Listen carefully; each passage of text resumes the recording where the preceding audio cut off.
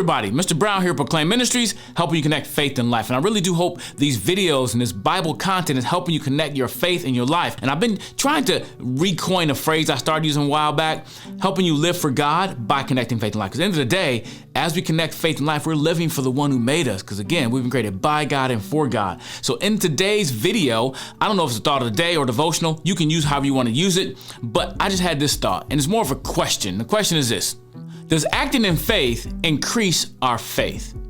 Does acting in faith increase our faith? I don't think it's the same thing as fake it till you make it, but I'm thinking the idea that when we act in faith, we may not have full faith, like 100% faith, we would call it that way if we use percentages, but we believe and we act on that belief. Does it acting on that belief increase our faith? And I got two stories, all from Matthew chapter 14, that I think we can learn from. And this story is a very familiar story. It's Jesus walking on the water. Actually, Peter walking on the water. Jesus do it because he's God. He can do anything he wants to. But in the story, Peter was the one everybody was shocked walked on water. Now, walking on water is something I think was really cool. Way cooler than it was when I was a kid. I wanted to just do the moonwalk. Not really walk on the actual moon, but do the Michael Jackson move. Whole nother story. But how cool it'd be to walk on water? Well, Peter found out how cool it would be, but he also found out something else. Turn your Bibles to Matthew chapter 14. I'm gonna start reading at verse 25. Shortly before dawn, Jesus went out to them walking on the lake. When the disciples saw him walking on the lake, they were terrified. "It's a ghost," they said, and cried out in fear. But Jesus immediately said to them, "Take courage, it is I, don't be afraid." "Lord, if it's you," Peter replied, "tell me to come to you on the water." "Come," he said. Then Peter got down out of the boat, walked on the water, and came toward Jesus. But when he saw the wind, he was afraid and began to sink and cried out, "Lord, save me!" Immediately, Jesus reached out his hand and caught him. "You of little faith," he said, "why did you doubt?" When they climbed into the boat, the wind died down. Then those who were in the boat worshiped him, saying, "Truly, you are the Son of God." Now, typically when I hear this story preached or someone teach on the story, we get down on Peter for doubting. Like he took his eye off Jesus, people say, and he began to doubt. And that may be true. He started to look at the waves and the wind and hearing the noise. And I don't judge him for it because I do the same thing. Sometime in my life, I begin to worry and get upset because I don't see the answers. It's hard to trust what you don't see. But Peter saw Jesus right there. And what I want to take away from the story is this: I believe Peter's faith was increased after this incident. He walked out there. He had enough faith to get out the boat. The other disciples didn't even think about it. I don't know what they were thinking. Like, what's wrong with that dude, right? I'm not getting out there. I don't know. But I see Peter had enough faith to get out there. But in the midst of his journey toward Jesus, he began to doubt and looking around. But I think after this incident, Peter, his faith was increased. And I want to be very clear on this. I don't think it's the amount of faith you have. I think it's the object of your faith. Jesus said, "Oh, you a little faith." It wasn't about his faith in the numeric standpoint of whether percentage, just use a percentage number. But it was, did he not trust Jesus? Jesus said this over and over again through his ministry. How long will I be with you? You won't believe, you don't trust that I'm going to do it. And they saw Jesus do these great miracles. He fed the 5,000. He all these things, healed people. And they were with him, but still they doubted.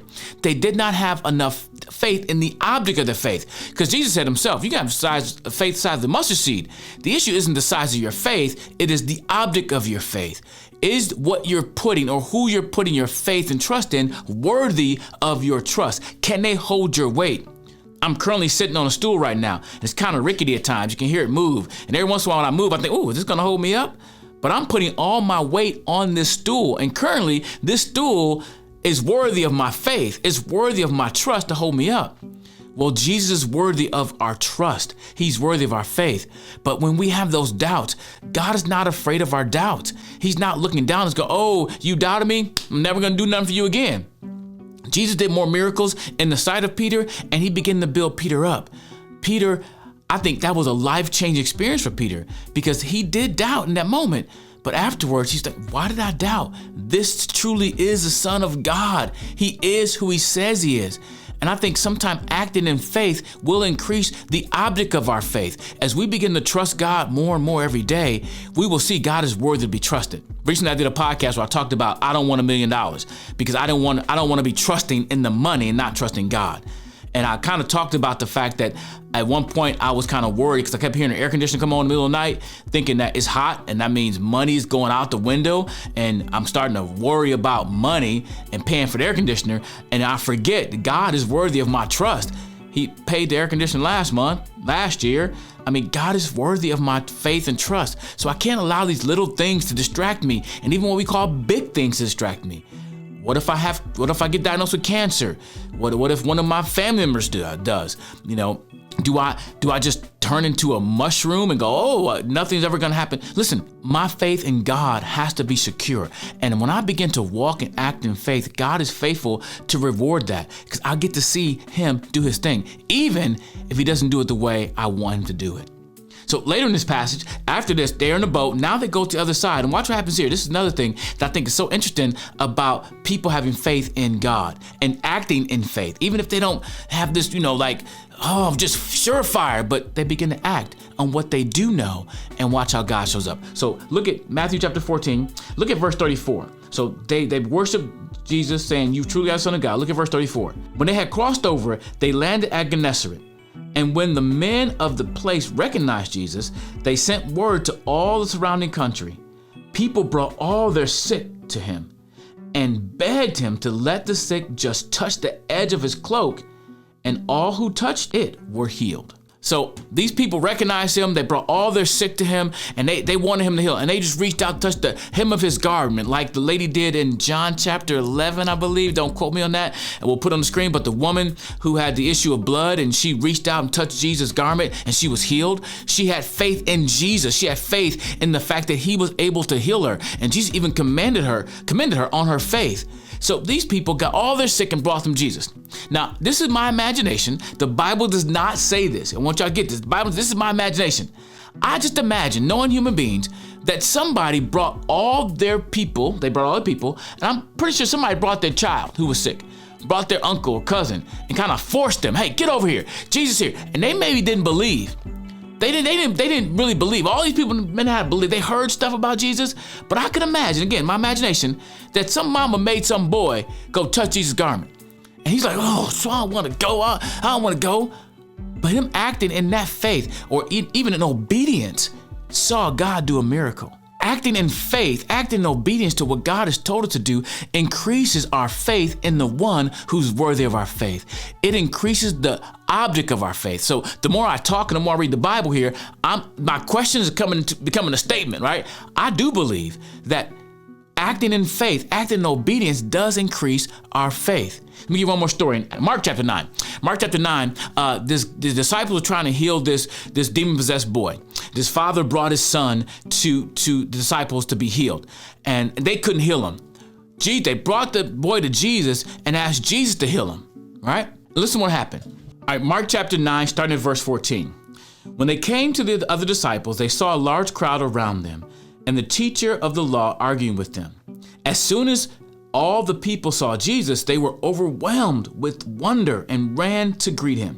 What are you arguing with them about? He asked. A man in the crowd answered, Teacher, I brought you my son, who is possessed by a spirit that has robbed him of speech. Whenever it seizes him, it throws him to the ground. He foams at the mouth, gnashing his teeth, and becomes rigid. I asked your disciples to drive out the spirit, but they could not. You unbelieving generation, Jesus replied. How long shall I stay with you? How long shall I put up with you? Bring the boy to me. So they brought him. When the spirit saw Jesus, it immediately threw the boy into convulsions. He fell to the ground and rolled around, foaming at the mouth.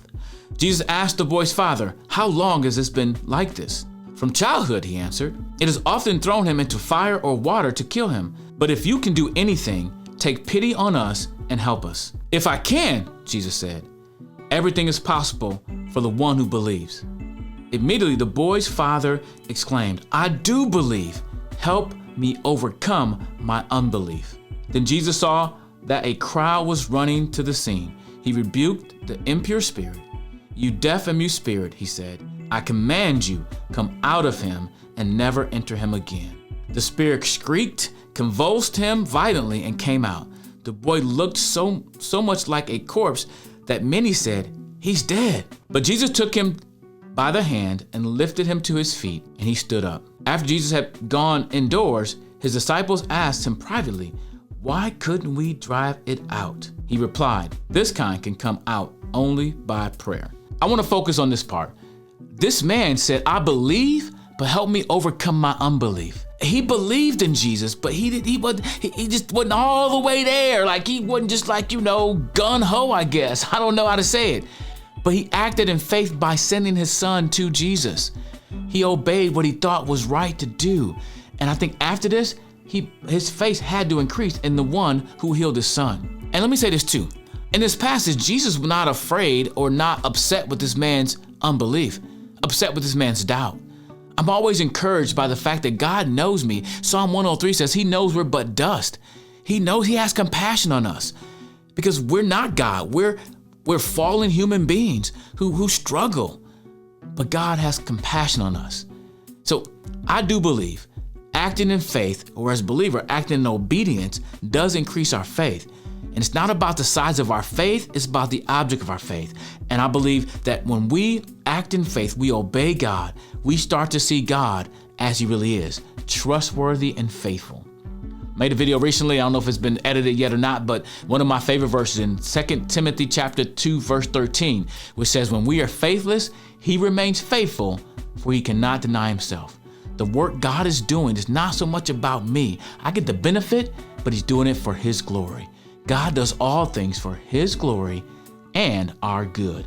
Those two go hand in hand because God's glory, God being glorified, is for my good. So what do you think about that? Acting in faith, does it increase our faith? I believe it does. Let me know what you think. And hopefully this video and studying the scripture will help you live for God by connecting faith and life.